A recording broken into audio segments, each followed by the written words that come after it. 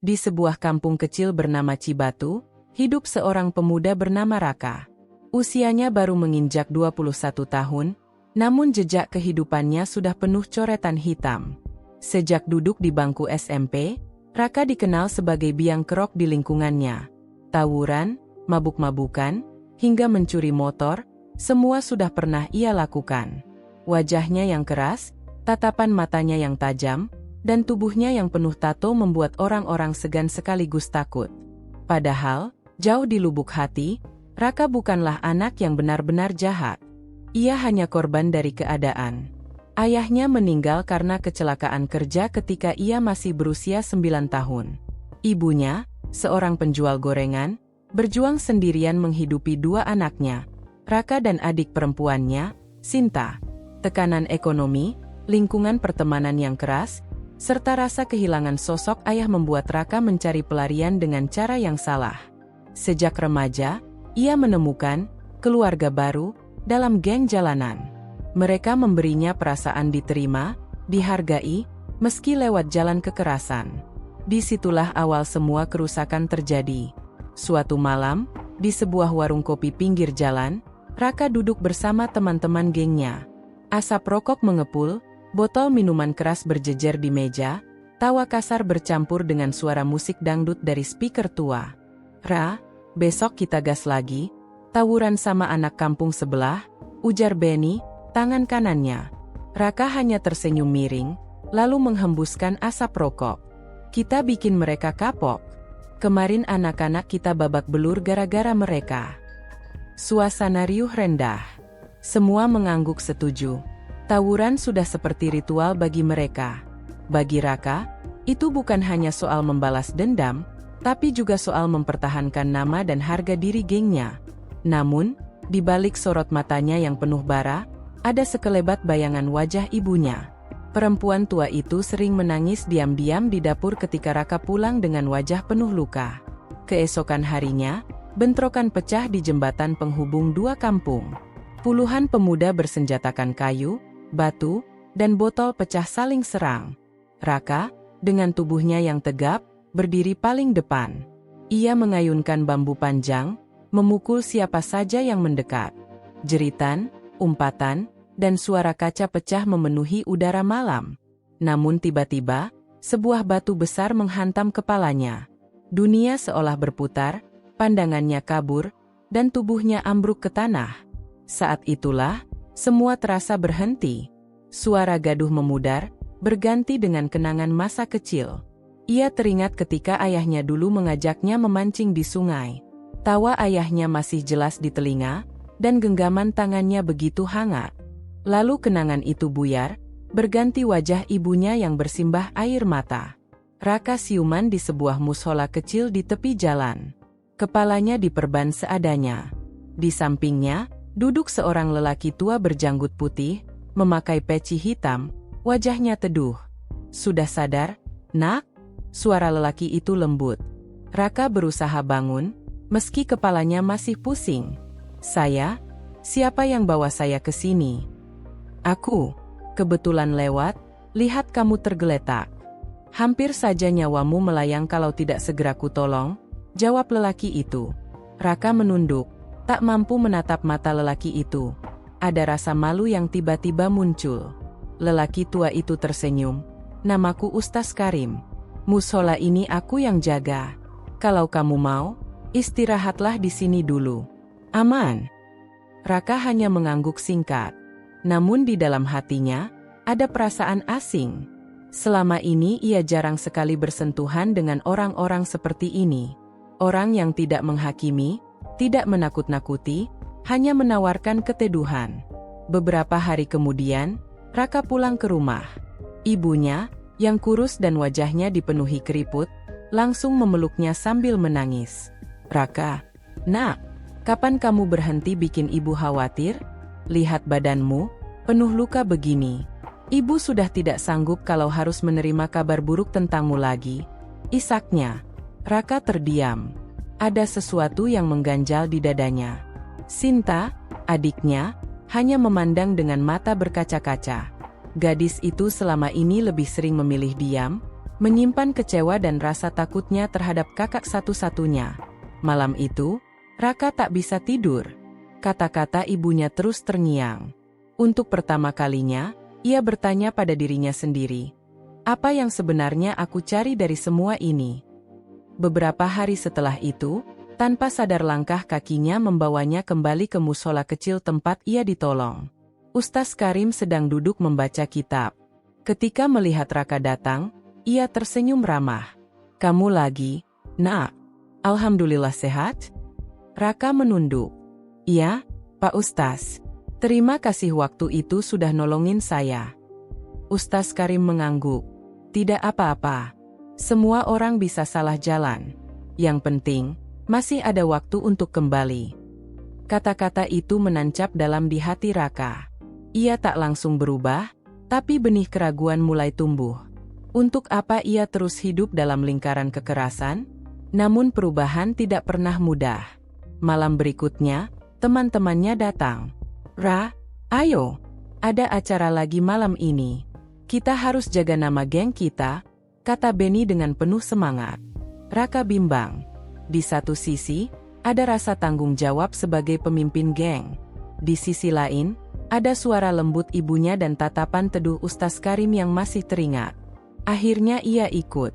Malam itu, mereka tidak tawuran, tapi pesta miras di rumah kosong. Raka duduk termenung, tidak banyak bicara. Ia merasa asing di tengah lingkaran teman-temannya sendiri. Kenapa lo bengong aja? Ra? Tanya salah satu. Gue cuma capek, jawabnya singkat. Dan memang, ia benar-benar capek. Capek dengan hidupnya sendiri. Sementara itu, Raka teringat kembali pada masa SMP. Hari ketika ia pertama kali dipanggil guru karena berkelahi. Hari ketika ibunya dipermalukan karena ulahnya. Hari ketika ia dipukul ayah temannya karena mencuri sepeda motor. Semua kenangan itu menumpuk menjadi beban di dadanya. Ia sadar, luka itu bukan hanya miliknya. Ibunya, adiknya, bahkan orang-orang di kampung juga ikut terluka oleh kelakuannya. Suatu sore, Raka duduk di teras rumah. Ia melihat anak-anak kecil bermain bola di lapangan tanah. Mereka tertawa lepas, berlari tanpa beban. Tiba-tiba bola itu menggelinding ke kakinya. Seorang bocah kecil menghampiri, tersenyum malu-malu. Bang, boleh balikin bolanya? Raka menatap anak itu lama. Ada kilasan dirinya di masa kecil, ketika masih polos sebelum semua berubah. Ia tersenyum tipis, lalu menendang bola kembali. Bocah itu berteriak gembira, "Makasih, Bang." Entah kenapa, momen sederhana itu menyalakan sesuatu di dalam hati Raka. Malam itu, Raka kembali ke musola kecil dan duduk di samping Ustaz Karim. Tanpa sadar, ia berkata lirih, "Pak Ustaz, kalau orang sudah terlalu banyak dosa, masih bisa berubah enggak?" Ustaz Karim menatapnya dengan penuh kasih. "Selama kita masih diberi napas, Nak, selalu ada jalan untuk berubah." Hati Raka bergetar. Ia belum tahu akan kemana langkahnya, tapi untuk pertama kalinya dalam hidup, ia merasa ingin mencoba berjalan di jalan yang berbeda. Hari-hari setelah pertemuannya dengan Ustaz Karim menjadi titik awal kebimbangan Raka. Ia tidak lagi merasakan gairah saat berkumpul bersama gengnya. Bahkan, setiap kali hendak berbuat nakal, bayangan wajah ibunya yang penuh luka dan nasihat Ustaz Karim muncul begitu jelas. Namun, bukan berarti semuanya berubah begitu saja. Perubahan ibarat menyeberangi sungai deras, butuh keberanian, dan selalu ada risiko terseret arus balik. Suatu sore, Raka pulang ke rumah. Ia menemukan ibunya terbaring lemah di dipan bambu. Wajahnya pucat, tubuhnya menggigil. "Bu, kenapa, Bu?" Raka panik. "Sinta menjelaskan dengan suara gemetar, kata dokter tadi, ibu kelelahan. Tekanan darahnya juga turun. Harus banyak istirahat." Raka merasa seperti ditampar. Selama ini ia sibuk dengan dunia gelapnya, sementara ibunya terus berjuang sendiri. Tangannya gemetar saat menggenggam jemari tua itu. "Ibu minta maaf, Nak, kalau ibu nggak bisa kuat terus," bisik ibunya lirih. Raka hampir menangis. Untuk pertama kalinya, Ia merasa takut kehilangan satu-satunya orang yang paling tulus mencintainya. Malam itu, ia duduk di samping ibunya hingga fajar menyingsing, tak berhenti memikirkan apa yang harus ia lakukan. Beberapa hari kemudian, Raka kembali ke musola. Ia duduk termenung, sementara Ustaz Karim mendekat. "Kamu kelihatan bingung, Nak," kata Ustaz itu. Raka mengangguk. "Ibu saya sakit. Saya nggak tahu harus gimana. Selama ini saya cuma bikin dia susah. Saya pengen berubah, tapi rasanya susah, Pak Ustaz. Teman-teman masih sering ngajak saya. Saya takut nggak bisa lepas." Ustaz Karim tersenyum bijak. "Tidak ada perubahan yang instan. Yang penting, ada niat. Kalau kamu sungguh-sungguh, Allah akan bukakan jalan. Mulailah dari hal kecil. Jauhi teman-teman yang menyeretmu ke dalam maksiat. Carilah kesibukan yang bermanfaat." Kata-kata itu sederhana, tapi menusuk. Malam itu, Raka memutuskan. Ia harus mencari jalan baru, apapun caranya. Namun, keputusan itu membawa masalah. Ketika Raka mulai jarang nongkrong, teman-temannya mulai curiga. "Ra, lo kenapa sih akhir-akhir ini? Udah nggak solid lagi sama kita? Jangan-jangan lo udah berubah jadi orang alim?" sindir Benny suatu malam. Raka menatapnya dengan tenang. "Gue cuma capek. Gue nggak mau terus-terusan begini." Benny tertawa mengejek. "Capek? Kita ini keluarga lo, Ra? Lo mau ninggalin kita gitu aja? Lo lupa siapa yang selalu ada buat lo?" Ucapan itu membuat Raka bimbang. Memang, geng inilah yang dulu memberinya rasa memiliki. Namun kini ia sadar, keluarga itu palsu. Hanya ikatan yang dibangun atas dasar kekerasan dan hura-hura. "Aku masih anggap kalian teman. Tapi aku nggak mau lagi ikut tawuran atau mabuk. Kalau kalian nggak terima, ya terserah." Ucapannya membuat suasana hening. Beberapa anggota terdiam, tak percaya Raka berani berkata begitu. Benny mengepalkan tangan, wajahnya merah. "Ingat, Ra, kalau lo ninggalin kita, jangan harap hidup lo tenang."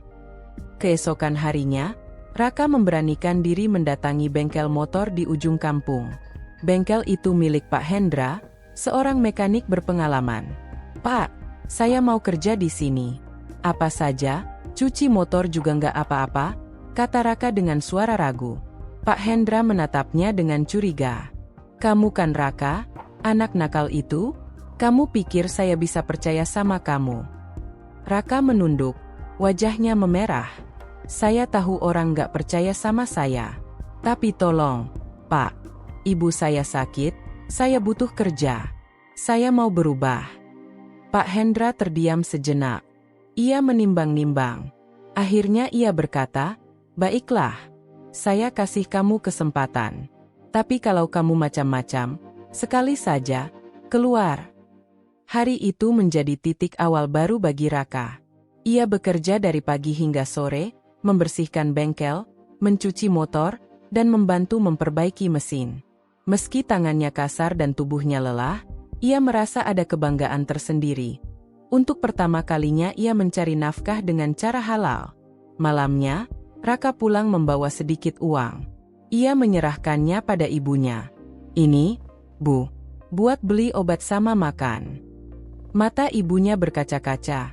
"Raka, Nak, Ibu nggak pernah minta apa-apa dari kamu, selain kamu jadi orang baik. Kalau sekarang kamu udah mulai kerja, itu lebih dari cukup." Senyum ibunya malam itu menjadi cahaya yang menuntun langkah Raka. Namun, jalan tidak semulus itu. Suatu malam, ketika ia pulang dari bengkel, 3 orang teman gengnya menghadangnya di gang sempit. "Ra, lo udah berubah banget, ya? Udah lupa sama kita?" kata salah satunya. "Aku nggak lupa, tapi aku nggak mau hidup kayak dulu lagi," jawab Raka tegas. Tiba-tiba salah satu dari mereka mendorongnya. "Kalau lo nolak, berarti lo musuh kita." Raka tidak melawan. Ia hanya menahan pukulan dan mencoba menjelaskan, tapi mereka terus memukulinya hingga tubuhnya babak belur. Untunglah beberapa warga datang, sehingga mereka kabur. Malam itu, Raka pulang dengan tubuh penuh luka. Namun kali ini, hatinya tidak goyah. Ia justru semakin yakin bahwa keputusannya benar. Keesokan harinya, Pak Hendra melihat luka-luka di tubuh Raka.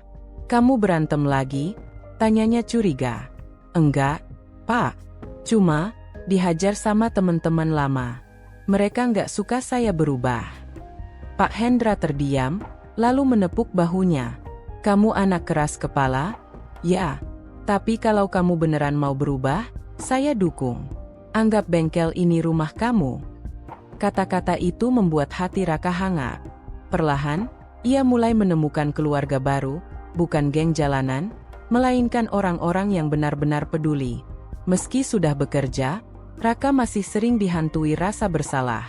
Setiap kali melihat ibunya, ia teringat betapa banyak air mata yang ia sebabkan. Setiap kali melihat anak-anak kecil bermain, ia menyesali masa mudanya yang terbuang. Suatu malam, ia kembali ke musola dan berdoa untuk pertama kalinya setelah bertahun-tahun. Suaranya bergetar. "Ya Allah, kalau Engkau masih mau dengar doa orang seburuk aku, tolong beri aku kekuatan. Aku ingin berubah. Aku ingin bahagiakan ibu. Jangan biarkan aku jatuh lagi." Air matanya jatuh, membasahi sajadah. Malam itu, ia merasa beban besar sedikit terangkat dari pundaknya. Hari-hari berikutnya, perlahan orang-orang kampung mulai melihat perubahan Raka. Ia tidak lagi nongkrong hingga larut malam, tidak lagi bikin onar, dan sibuk bekerja di bengkel. Bahkan, beberapa kali ia membantu warga tanpa diminta, mengangkat barang, memperbaiki motor mogok, atau sekadar membantu anak-anak kecil menyeberang jalan. Meski masih ada yang mencibir, sebagian mulai luluh. "Mungkin anak itu benar-benar berubah?" begitu bisik mereka. Bagi Raka, setiap senyuman yang ia dapatkan dari orang-orang adalah hadiah. Itu bukti bahwa ia masih punya kesempatan untuk menebus masa lalunya. Namun, ia belum tahu bahwa jalan panjang masih menantinya. Masa lalunya tidak akan hilang begitu saja, dan geng lamanya tidak akan melepaskannya dengan mudah. Tapi satu hal sudah pasti, langkah pertama sudah ia ambil. Dan meski penuh luka, ia siap berjalan lebih jauh. Perubahan bukan sekadar tentang meninggalkan kebiasaan lama, tapi juga menghadapi konsekuensinya.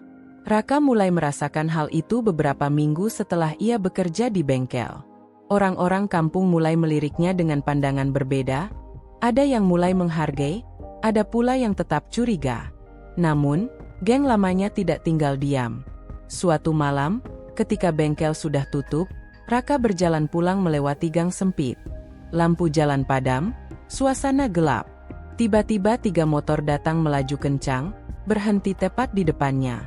Dari motor-motor itu turun 5 orang pemuda dengan wajah garang. Salah satunya adalah Benny. Raka, si jagoan kita sekarang jadi anak bengkel." "Hahaha," ejeknya. Raka berdiri tegak. "Aku nggak mau ribut lagi, Ben. Kalau lo mau cari masalah, cari sama orang lain. Aku udah nggak ada urusan." Benny mendekat, menepuk-nepuk dada Raka. "Lo kira gampang keluar dari keluarga kita? Lo udah bikin malu, Rah. Dulu lo yang paling depan, sekarang malah jadi pengkhianat." Raka menahan emosi. Dulu, sekali diprovokasi, tangannya pasti langsung terayun. Tapi malam itu ia memilih diam. "Lo ingat, Rah, kalau lo terus ngejauh, lo bukan cuma lawan kita, tapi juga musuh. Dan lo tahu sendiri, musuh kita nggak pernah bisa hidup tenang," ucap Benny sebelum pergi. Ancaman itu membekas. Raka sadar, masa lalunya tidak akan melepaskannya begitu saja. Keesokan harinya, Raka mendatangi musola. Ia duduk di serambi, wajahnya muram. "Kenapa wajahmu gelap sekali, Nak?" tanya Ustaz Karim. Raka menceritakan kejadian semalam. Ustaz Karim mendengarkan dengan tenang, lalu berkata, "Memang selalu begitu. Setan tidak akan diam ketika ada hamba yang ingin kembali ke jalan lurus. Begitu juga manusia yang terikat dengan masa lalu kita. Tapi ingat, Nak, kesabaran adalah senjata. Kalau kamu bisa bertahan, mereka sendiri yang akan lelah." Raka menunduk. "Tapi saya takut, Pak Ustaz. Bukan takut untuk diri saya, tapi takut kalau mereka ganggu ibu atau Sinta. Ustaz Karim mengangguk pelan. Itu kekhawatiran seorang lelaki sejati. Tapi percayalah, selama niatmu benar, Allah akan menjagamu. Kamu juga harus pintar, jangan beri kesempatan pada mereka untuk melukai keluargamu. Kata-kata itu membuat hati Raka sedikit tenang. Malamnya, Raka menceritakan ancaman itu pada ibunya. Perempuan tua itu hanya tersenyum tipis, meski wajahnya jelas menyimpan kekhawatiran. Nak, ibu percaya sama kamu. Kalau kamu sungguh-sungguh ingin berubah, jangan pernah mundur. Biarlah orang bilang apa. Ibu lebih takut kalau kamu kembali jadi Raka yang dulu. Raka menggenggam tangan ibunya erat. Aku janji, Bu, aku nggak akan kembali ke jalan itu. Air mata ibunya menetes, kali ini bukan karena sedih, melainkan haru. Beberapa hari kemudian, sebuah kejadian mengejutkan terjadi di bengkel. Seorang pelanggan datang dengan motor rusak. Ketika Raka sedang memperbaikinya, tiba-tiba motor lain berhenti di depan bengkel. Dari atas motor, seorang pemuda melempar batu ke arah kaca bengkel hingga pecah. Pengkhianat, teriaknya sebelum kabur. Pak Hendra marah besar. Raka, ini pasti gara-gara masa lalu kamu. Saya sudah bilang, jangan bawa masalah ke tempat saya. Raka tertunduk. Saya minta maaf, Pak. Saya janji, saya yang ganti kerugian. Hari itu, Raka bekerja hingga larut malam membersihkan pecahan kaca. Meski tubuhnya lelah, hatinya lebih sakit. Ia tahu ini harga dari masa lalunya. Namun, di balik semua itu, ada hal-hal kecil yang memberi Raka kekuatan. Suatu sore, ketika ia sedang istirahat di bengkel, sekelompok anak kecil datang membawa sepeda rusak. Bang Raka, bisa benerin rantai sepeda aku nggak? Tanya salah satu dengan polos. Raka tersenyum. Bisa. Sini, abang benerin. Anak-anak itu menatapnya dengan kagum. Bang Raka hebat ya, bisa benerin apa aja. Pujian polos itu membuat hati Raka hangat. Untuk pertama kalinya, ia merasa dihargai bukan karena keberanian dalam tawuran, tapi karena sesuatu yang benar-benar bermanfaat. Suatu malam, geng Beni kembali mencari gara-gara. Mereka membuat keributan di kampung, merusak beberapa warung, dan menyalahkan Raka. Ini semua gara-gara si Raka. Dia yang bikin geng kita pecah, teriak salah satu di tengah keributan. Beberapa warga mulai menoleh pada Raka dengan curiga. Untungnya, beberapa orang yang sudah melihat perubahan Raka segera membela. Jangan sembarangan nuduh. Raka sekarang kerja di bengkel, nggak pernah bikin onar lagi, kata Pak Jaya, seorang tetangga. Meski ada yang membela, hati Raka tetap perih. Ia sadar, butuh waktu lama untuk benar-benar menghapus cap buruk di matanya. Malam itu, Raka duduk termenung di teras rumah. Sinta menghampirinya. Kak, aku tahu kamu lagi bingung. Tapi aku bangga sama kamu. Walau orang masih nyalahin, aku tahu kakak udah berubah. Jangan mundur ya. Ucapan sederhana itu membuat hati Raka menguat. Ia menatap adiknya, tersenyum. Iya, Tin. Kakak janji. Namun, di dalam hatinya, ia tahu satu hal, kalau ingin benar-benar bebas, ia harus menghadapi geng lamanya. Ia tidak bisa selamanya berlari. Beberapa hari kemudian, Raka mendatangi markas geng lamanya di sebuah rumah kosong. Begitu masuk, semua mata memandangnya penuh kebencian. Apa lo masih berani nongol ke sini? Kata Beni dengan nada dingin. Raka menatap lurus. Aku datang bukan buat ribut. Aku cuma mau bilang, aku keluar. Aku nggak mau lagi terlibat. Kalau kalian anggap aku pengkhianat, terserah. Tapi jangan ganggu ibu dan adik aku. Ruangan hening sejenak. Lalu terdengar tawa keras. Lo pikir gampang keluar, Ra? Dunia kita bukan kayak itu. Sekali masuk, nggak ada keluar. Raka menarik napas dalam. Kalau kalian mau anggap aku musuh, silakan. Tapi aku nggak akan balas. Aku udah selesai sama semua ini. Kata-kata itu mengejutkan banyak orang. Mereka terbiasa dengan kekerasan, bukan keteguhan hati. Meski Benny masih memandangnya dengan amarah, ada beberapa yang diam-diam kagum. Malam itu, meski penuh ketegangan, Raka pulang dengan perasaan lega. Untuk pertama kalinya, ia berani menegaskan pilihannya. Sesampainya di rumah, ia kembali duduk di samping ibunya. Perempuan itu tersenyum lemah, lalu berbisik, "Nak, kamu sudah mulai jadi orang yang ibu harapkan. Teruslah begitu. Allah pasti jaga kamu." Raka menunduk, menahan air mata. Ia tahu jalan masih panjang, tapi ia juga tahu cahaya sudah mulai tampak di ujung kegelapan. Raka mulai benar-benar menapaki jalan baru, meski geng lamanya masih menjadi bayang-bayang yang memburu. Ia tahu masih ada badai yang harus ia hadapi. Namun, keyakinannya semakin kuat. Ia tidak akan kembali ke jalan lama. Perubahan Raka sudah semakin jelas. Ia kini rutin bekerja di bengkel, sesekali membantu Ustaz Karim di musola, dan sering menolong warga kampung. Meski begitu, bayangan masa lalunya belum sepenuhnya pergi. Geng lamanya masih sesekali membuat ulah, dan ancaman Benny masih terngiang di telinga. Namun takdir mulai membalikkan keadaan. Dari pemuda nakal yang dulu ditakuti, perlahan Raka berubah menjadi sosok yang dibutuhkan. Suatu malam, pasar kecil di kampung Cibatu terbakar. Api menjalar cepat, membuat orang-orang panik berlarian. Warga berusaha memadamkan api dengan ember seadanya, tapi kobaran semakin besar. Raka yang baru pulang dari bengkel langsung berlari ke lokasi. Tanpa pikir panjang, ia ikut membantu menyiram api, memecahkan pintu kios untuk menyelamatkan orang yang terjebak. "Bang Raka, tolong, di dalam masih ada anak kecil," teriak seorang ibu histeris. Tanpa ragu, Raka menerobos masuk ke kios yang terbakar. Asap pekat membuat matanya perih, tapi ia terus maju. Di sudut ruangan, seorang bocah kecil menangis ketakutan. Raka segera menggendongnya, lalu keluar dengan tubuh terbakar asap. Sorak-sorai warga pecah. "Allahu Akbar! Anak itu selamat." Malam itu, banyak orang mulai melihat Raka dengan mata berbeda. Sosok yang dulu mereka anggap biang onar, kini berdiri gagah sebagai penyelamat.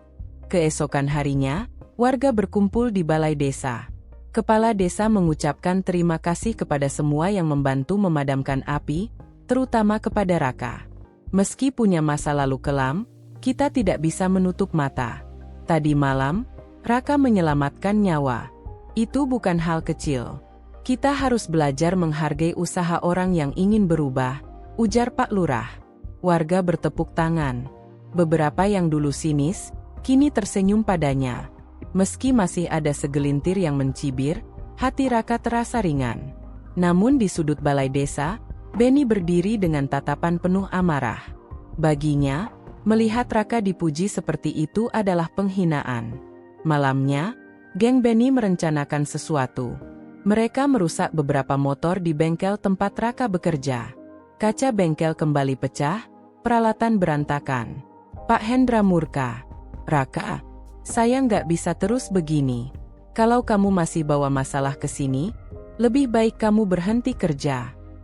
Raka terdiam. Ia tahu ini ulah geng lamanya, tapi ia juga tidak bisa menyalahkan Pak Hendra. Dengan berat hati, ia berkata, "Baik, Pak. Kalau memang itu keputusan Bapak." Hari itu, Raka kehilangan pekerjaannya. Berhari-hari, Raka termenung. Ia tidak ingin kembali ke dunia lama, tapi jalannya terasa buntu.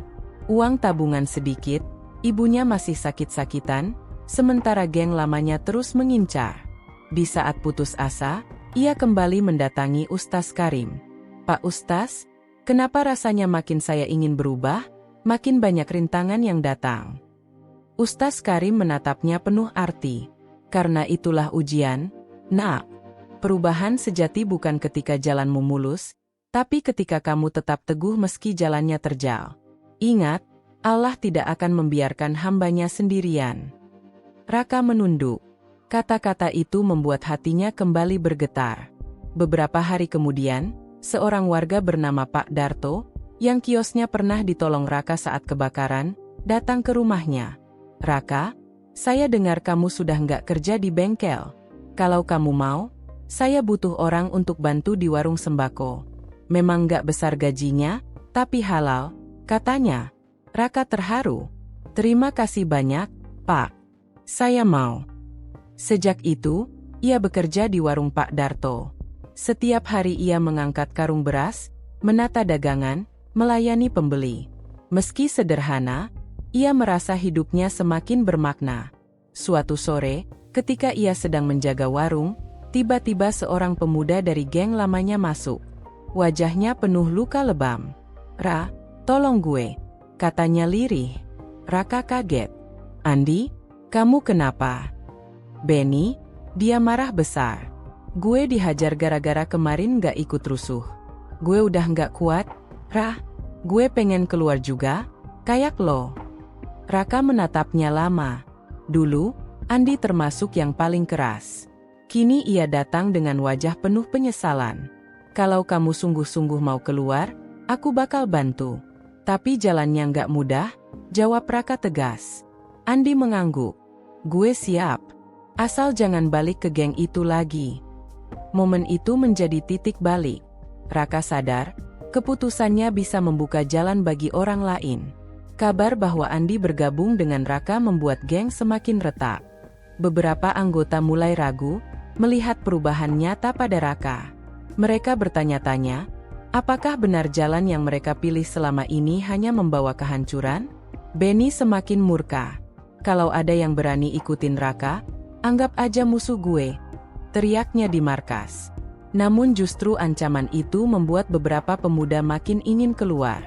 Mereka mulai diam-diam menjauh, mencari Raka untuk minta bantuan. Raka kini bukan hanya menolong di warung, tapi juga menolong jiwa-jiwa muda yang tersesat. Ia sering mengajak mereka ikut kajian di musola Ustaz Karim, memberi semangat agar mencari kerja halal, bahkan membantu mencarikan tempat tinggal bagi yang diusir keluarganya. "Gue dulu sama kayak kalian. Tapi kalau kita mau, kita bisa berubah. Hidup kita masih panjang. Jangan habiskan buat hal sia-sia," katanya pada sekelompok anak muda. Perlahan, nama Raka mulai berubah arti di kampungnya. Dari preman kampung, menjadi abang penolong. Namun tentu saja, Benny tidak tinggal diam. Suatu malam, ia datang ke warung tempat Raka bekerja, membawa beberapa orang.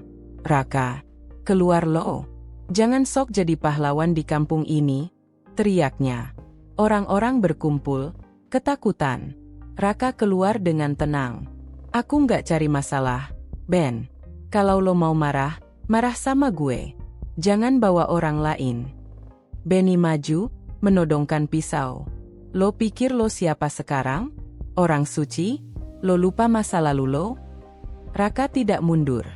"Aku nggak lupa, Ben. Justru karena aku ingat, aku nggak mau terusin. Lo juga bisa kalau mau berubah." Suasana hening. Orang-orang menahan napas. Untuk pertama kalinya, dua sahabat lama berdiri berhadapan sebagai musuh, tapi juga sebagai cermin satu sama lain. Ketegangan malam itu menjadi titik krusial. Apakah Raka akan jatuh kembali dalam lingkaran kekerasan, atau justru mampu membalik keadaan? Satu hal jelas, jalan perubahan yang ia pilih bukan hanya menyelamatkan dirinya, tapi juga mulai menarik orang lain keluar dari kegelapan. Suasana di depan warung sembako milik Pak Darto terasa mencekam. Puluhan pasang mata warga menyaksikan dari kejauhan. Sebagian bersembunyi di balik pintu rumah, sebagian lain nekat mengintip dari celah jendela. Benny berdiri dengan wajah merah padam, tangannya menggenggam pisau. Di sampingnya, beberapa anggota geng masih setia menunggu aba-aba. Namun, ada pula yang tampak ragu, menundukkan kepala, seolah tidak ingin terlibat lebih jauh. Sementara itu, Raka berdiri tegak, matanya tenang meski jantungnya berdegup kencang. Ia tahu, satu langkah salah bisa membuat malam itu berakhir dengan darah. "Lo sok jadi pahlawan, Ra. Padahal dulu lo sama aja kayak gue," bentak Benny dengan suara bergetar penuh amarah. Raka menarik napas dalam. "Iya, gue nggak munafik. Gue dulu nakal, kasar, bikin orang susah. Tapi gue capek, Ben. Gue nggak mau hidup terus-terusan kayak gitu. Kalau lo masih mau lanjut, Itu pilihan lo. Tapi jangan tarik orang lain ke dalam. Suara bisik-bisik warga terdengar. Beberapa mulai menaruh simpati pada Raka, apalagi setelah melihat keberaniannya tanpa senjata menghadapi geng. Benny maju, menodongkan pisau ke dada Raka. Kalau lo beneran udah berubah, buktinya apa? Berubah itu bukan cuma ngomong doang. Raka menatap tajam, tidak bergeming. Kalau dengan lo nyakitin gue bisa bikin lo sadar, silakan. Kalimat itu membuat semua orang terkejut. Bahkan geng Benny saling pandang, tidak menyangka Raka berani berkata begitu. Dengan geram, Benny mengayunkan pisau. Tapi sebelum menyentuh tubuh Raka, Andi, mantan anggota geng yang kini bersama Raka, meloncat maju dan menahan tangannya. Cukup, Ben. Jangan terusin. Kita udah muak hidup kayak gini, teriak Andi. Terjadi dorong-mendorong. Pisau terlempar jatuh ke tanah. Beberapa warga berani keluar, ikut melerai. Suasana berubah ricuh, tapi tidak ada darah yang tertumpah. Akhirnya, Benny terduduk lemas. Nafasnya tersengal, matanya merah menahan emosi. Ia menatap Raka penuh kebencian, namun juga dengan kebingungan. Kepala desa dan beberapa pemuda kampung datang. Polisi desa yang dipanggil warga pun tiba. Mereka menenangkan situasi, memisahkan kedua pihak. Pak Lurah berbicara lantang. Cukup, kita semua sudah lelah dengan kekerasan di kampung ini. Raka, meski masa lalumu kelam, banyak yang sudah melihat perubahanmu. Tapi Benny, kamu terus bikin onar. Ini saatnya kamu tanggung jawab. Benny ditangkap polisi desa. Sebagian warga justru bersorak lega. Namun, di antara itu semua, Raka hanya menunduk. Ia tidak merasa menang, justru hatinya perih melihat sahabat lamanya berakhir seperti itu. Hari-hari berikutnya menjadi awal baru bagi kampung Cibatu. Banyak pemuda yang dulu ikut geng akhirnya berani keluar. Mereka mendekat ke Raka, meminta bimbingan. Bang, gue juga pengen kerja halal kayak lo. Bang, ajarin gue supaya bisa berubah. Raka tidak pernah menganggap dirinya guru. Ia hanya berkata, gue juga masih belajar.